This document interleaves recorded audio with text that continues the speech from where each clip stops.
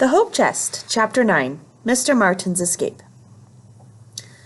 The train climbed steeply up into what Miss Dexter said, when she started speaking again, were the Blue Ridge Mountains. But darkness had fallen, and the only thing Violet could see out the window was the reflection of the inside of the train car.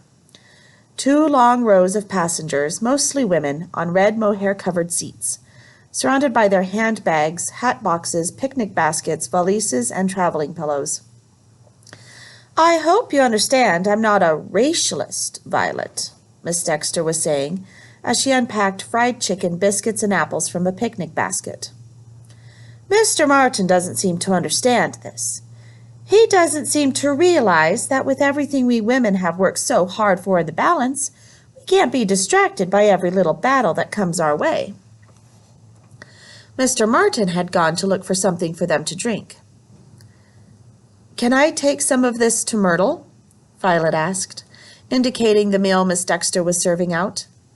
A few days ago she would have considered it the very height of bad breeding to ask her hostess for more food. But she was starting to realize that being well brought up had its disadvantages. It kept you from asking for the things you needed. "Yes, of course," said Miss Dexter. "I certainly don't want to starve the child," she added, wrapping some food up in a napkin. "Separation of the races doesn't necessarily mean inequality, Violet. It just—" In honor of her newfound rudeness, Violet walked away without waiting to hear the end of this. Violet worked her way toward the back of the train. There is no point in asking directions, she thought, on a train. She found the colored car all the way at the back. Clutching the napkin in her fist, she opened the last door and walked back through the aisle of colored passengers. She found Myrtle sitting next to an elderly woman. "I brought you some dinner," said Violet. She held out the napkin. "Thanks," said Myrtle. "Mrs. Merganser, this is my friend Violet." Mrs. Merganser looked at Violet and nodded a greeting. Then she closed her eyes and seemed to fall asleep. Violet supposed she must be too old to stay awake. "Can I sit down?" she asked. She felt uncomfortable being the only white person in the colored car. But she was tired of Miss Dexter, and in no hurry to get back to her. And there was something she wanted to ask Myrtle about anyway. "Sure." Myrtle made a space between herself and the window, and Violet squeezed into it. The rattan seats in the colored car were even more uncomfortable than the mohair-covered iron springs. Why didn't they make train seats out of something more comfortable? "I think Mr. Martin might be on the run from the police," she said to Myrtle. "Did you only just now figure that out?" said Myrtle. "Well, when did you figure it out?" Violet asked, annoyed. "First time I saw him back in New York, when he jumped a mile when we came into the room." Violet wasn't sure if Myrtle was telling the truth or just trying to show how smart she was. Anyway, Violet had more pressing concerns. "But don't you think he might be a little bit smitten with my sister?" "Yes," Myrtle frowned. They sat in silence for a moment. "Doesn't your sister know how to send a fellow to the roundabout if he gets too fresh?" "I guess so," said Violet. One way or another, Chloe had certainly sent the Mr. R's to the rightabout. "Then I wouldn't worry about it," said Myrtle. "But what about him being on the run from the police, we think?" Myrtle did that shrug thing with her eyes. Apparently she didn't consider being on the run from the police a major character flaw. "Well, he could be dangerous," said Violet. "He could hurt us." "He hasn't hurt us yet, has he?" said Myrtle. Violet must have conveyed by her expression that this wasn't a satisfactory answer, because Myrtle added, "There are lots of ways to get in trouble with the law without hurting anybody, you know." Violet did not know this. "Anyway, I think maybe she already sent him to the rightabout. Now he wants to try to get her to change her mind." Myrtle nodded. She must have come to the same conclusion. Maybe she'll want to change her mind. "I don't think so," said Violet. "She doesn't want a gentleman friend. She sent these fellas back home in Susquehanna to the rightabout. They were much better looking than Mr. Martin." "Looks aren't everything," said Myrtle sagely. Violet was starting to get a prickly, uncomfortable feeling in the back of her neck. She turned around quickly. From the studied way that everyone was looking somewhere else, she was sure they had all been staring at her a second ago. "Am I not supposed to be in here?" said Violet. "I don't know," said Myrtle. "Probably not." Violet got up. Being out of place was unpleasant. It made your stomach hurt. She might as well go back and get her own dinner. "I'll see you later," she said. She turned to say goodbye to Mrs. Merganser, but the old woman was sound asleep. She must be too old even to talk anyway, Violet thought. Just as she got back to the suffragists' car, the door at the other end of it snapped open and 2 men strode in. The men were dressed in black suits with starched collars that seemed to hold their chins up uncomfortably high. They marched down the car and stopped in the aisle next to Miss Dexter. "Excuse me, ma'am," said one of them. "Is there a man occupying this seat?" He pointed to the place Mr. Martin had just vacated. "Yes," said Miss Dexter, looking surprised. "He's just gone to get drinks." "Aha," said the man who had spoken, and the 2 men looked at each other and nodded. Then they just stood there. As Violet came up to them, she could see this made Miss Dexter nervous. They made Violet nervous, too. They had an official, police-like air about them. "May I ask who you are?" Miss Dexter said. "I'm sorry, ma'am, we're not at liberty to say," said the man who had spoken first. Then the train lurched around a bend, and both men fell sprawling down the aisle, their arms and legs tangled together. They picked themselves up with great dignity, as if they had meant to fall down. They made their way back up the aisle to Miss Dexter, gripping the edges of the seats tightly. Violet did not know who these men were, but she and Myrtle both thought Mr. Martin was running from the police. Mother and Father would probably have thought Mr. Martin was beyond the pale. But Myrtle liked him. Maybe he hadn't really done whatever it was the police were after him for. Maybe there'd been some kind of mistake. Violet made up her mind. Even if there hadn't been a mistake, she wasn't going to let the police catch Mr. Martin. She liked him. He talked to her like she was a person, and he'd stuck up for Myrtle, too. Whatever else he might have done, well, she just hoped it wasn't anything too horrible. Violet tried to slip past the 2 men, heading the way Mr. Martin had gone to look for drinks. One of the men stepped in front of her, blocking her way. "I'm just going to use the saloon," Violet said, with the most innocent look she could muster. The bathrooms on trains were called saloons, for no reason Violet could imagine. The man stepped aside and let Violet pass. Violet tried to walk calmly to the end of the car, gripping the backs of the seats as the train's movement threw her from one side of the aisle to the other. She opened the door with difficulty and walked nervously through the narrow vestibule. The 4 doors at its front, back, and sides rattled loudly. She opened the door to the next car and managed to squeeze through it before it slammed on her. A conductor stepped in front of her. Not the conductor from Washington, but a different one. "Whoa there, missy," he said. "You don't need to be running around between train cars like that. It's dangerous. Where's your seat?" "There," said Violet, nodding to the car ahead. One thing her 11 years of life had taught her was that most males considered women and girls to be simultaneously mysterious and not very bright. So it wasn't very hard to lie to them. The conductor looked over his shoulder. "Well, then, how did you manage—" "Excuse me," said Violet, and pushed past him. She found Mr. Martin in a vestibule after she'd passed through 4 more cars. He came out one door, and she was coming out the other. He had a brown bottle of root beer in each hand and one sticking out of each of his trouser pockets. "Mr. Martin, stop," she said, holding up a hand toward him. She was out of breath from the effort of walking in the rocking train and pushing through the heavy doors. Mr. Martin stopped and stood looking down at her quizzically. The train was chugging slowly up a steep grade. The jointed floor of the vestibule heaved and creaked under their feet, and they both braced their legs to keep from falling. "There's some men back there," Violet said, "looking for you. They're wearing tight collars, and they won't say their names." Mr. Martin looked surprised at none of this. Palmer agents. Did they ask for me by name? Violet had to think for a moment. "No." Mr. Martin nodded. "Good. Don't tell them my name, please." He put the 2 bottles of root beer into Violet's hands. "Forgive my abruptness, Miss Mayhew, but I'm going to get off the train here." To what? Said Violet, not sure she had heard him right. The train had reached the crest of the hill. You can tell them where I got off, said Mr. Martin. In fact, you had better. Give my apologies to the ladies. He opened one of the side doors of the vestibule and stepped out. Mr. Martin! Violet gasped. The side doors were for getting off the train, but getting off after it had stopped, of course. Violet didn't hear him hit the ground because the train was making so much noise. It was true it wasn't moving very fast, but she couldn't see what he'd stepped off into, and neither, she thought, could he.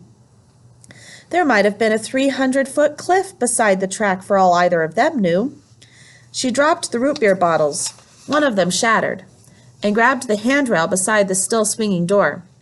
She leaned out as far as she dared. She felt a warm wind on her face and smelled pine trees and coal smoke. "Mr. Martin!" she called. The train crested the mountain and started downward again, picking up speed. Violet heard a door behind her open. A heavy hand landed on her shoulder and hauled her back into the vestibule. The two men, Palmer agents, whatever those were, glared down at Violet. The one who had grabbed her barked. The two men, Palmer agents, whatever those were, glared down at Violet. The one who had grabbed her barked, "What do you think you're doing, miss?" "Where's our pad fee?" snapped the second one. Violet angrily jerked her shoulder free of the man's hand. "Who?" "Our pad fee. Where'd he go? Did he jump?" "I don't know what you're talking about," said Violet. "Listen, miss, we're looking for Sandor or Padfee. Scar on his face, one eye, missing 3 fingers on his right hand. Sound like anybody you know?" "3 fingers?" said Violet, playing dumb. She watched the remaining root beer bottle rolling around on the floor. "We're not going anywhere with this one," said the second agent. "She warned him," said the first agent, pointing to Violet. He gripped Violet's arm hard. It hurt. "Where's our Padfee, girl? Don't play games with us. This is a criminal investigation of the highest order." "Treason," the other agent said succinctly. Violet felt a twist in her stomach. Treason, she'd always heard, was worse than murder. But why should she believe these two idiots? She could make her own decisions about people. Mr. Martin didn't seem like a traitor to her. She glared at the agents and said nothing. "He must have jumped." The agent who had hold of Violet's arm nodded at the side door, which was still swinging, opening a few inches and then gently slamming itself shut again. "I'm going after him." The agent let go of Violet and kicked the door wide open. Violet could see the light shining out of the train's many windows flickering over the ground, moving by below. The agent turned to the other agent. "Question the suffs. See if you can get any of them to understand what accessory after the fact means. Then get off in Roanoke and cable J. Edgar Hoover that we spotted our Padfee." He stepped out through the door.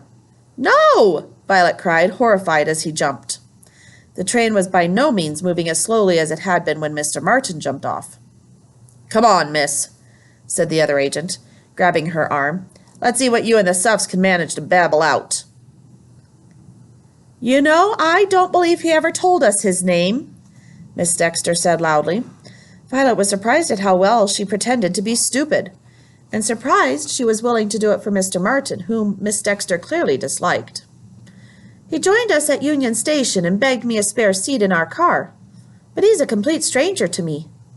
The agent, who finally admitted that his name was Mr. Christopher, had sat down in Mr. Martin's empty seat and unfolded a paper in his lap, a rough pencil sketch that could have been Mr. Martin in the same vague way that pictures of Uncle Sam could have been Violet's grandfather Mayhew. It did have a scar on it. Many of the other suffragists had gotten up and crowded around, clinging to the backs of seats for balance. "Miss Dexter," Mr. Christopher said, "try to get this through that female wool you call a brain." The suffragists hissed. "This man is dangerous. He poses a threat to the United States of America. By helping to conceal him, you could be guilty of treason." "What's he supposed to have done?" demanded a gray-haired suffragist in a purple dress. "I can't tell you that," said Mr. Christopher. The woman in purple snorted. Mr. Christopher asked a number of questions about whether anyone had heard Sandor or Padfee mention where he had been, or where he was going, or any names of friends or relatives or associates. Nobody offered him much help. Did he say anything that sounded Bolshevist? Mr. Christopher finally demanded. You know, anything un-American? Miss Dexter shrugged delicately. I suppose some of the things he said were a bit socialist, she said. But there's an enormous difference between a Bolshevist and a socialist.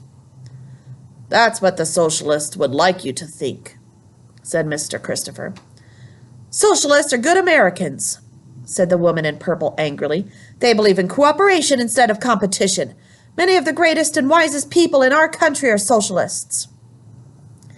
Mr. Christopher sneered. That's why women shouldn't be allowed to vote, he said. The female mind isn't capable of making fine distinctions of logic. The woman turned as purple as her dress. Miss Helen Keller is a socialist, she stormed. Miss Lillian Wald is a socialist. Miss Jane Addams is a socialist. If they kept their addled brains out of politics, maybe someone would marry them, Mr. Christopher said nastily. He got to his feet. The train was slowing as if approaching a station, but Violet thought that wasn't the only reason he was leaving. The crowd was closing in on him. Mr. Christopher took the pencil sketch and his notebook and retreated. What a horrid man, Miss Dexter said. The other suffragists agreed heartily. They made their way back to their seats, and Violet could hear them talking, speculating, she supposed, about Mr. Martin and what he'd done to get those dreadful government agents chasing him. Violet's stomach squirmed. She hoped the ground hadn't been too far away when Mr. Martin had hit it. Where had he landed, and what would he do now? Violet looked over at the woman in purple. There was an empty seat next to her. Violet got up and jostled over and sat down in it. Excuse me, Miss Kelly, said the woman, sticking out her hand and smiling. Fortunately, Miss Kelly didn't seem to know that children should speak only when spoken to. Florence Kelly, pleased to meet you. Violet shook hands and introduced herself. What are Palmer agents, Miss Kelly? Miss Kelly frowned. Is that who those clowns were? I thought it might be.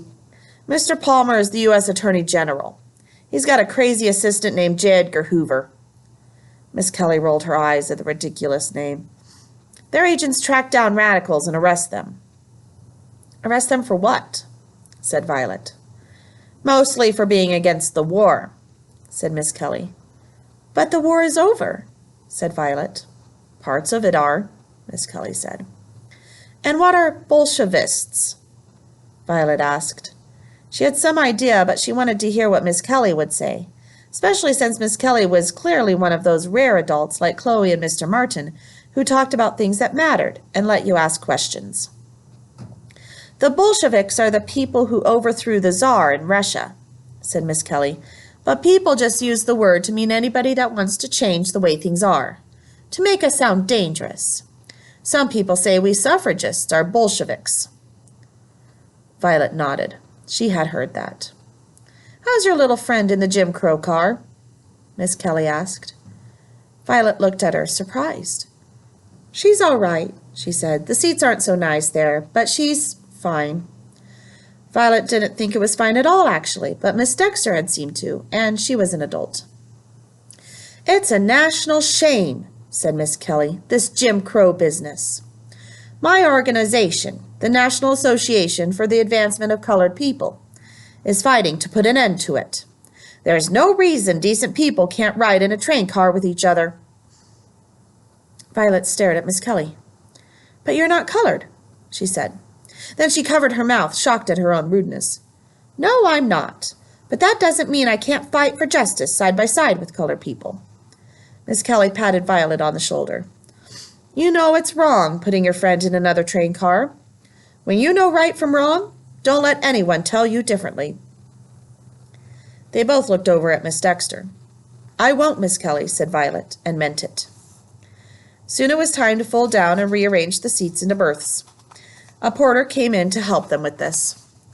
Violet climbed into the top berth beside Miss Dexter.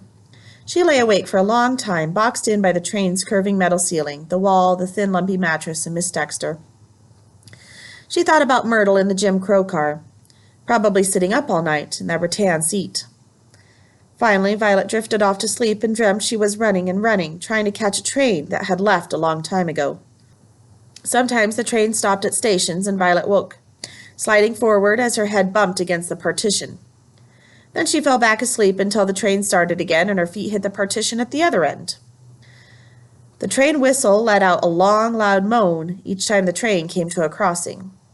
Finally, Violet gave up sleeping and lay awake wondering what Mr. Martin had done to get people called Palmer agents after him, and whether he had survived his leap into the dark.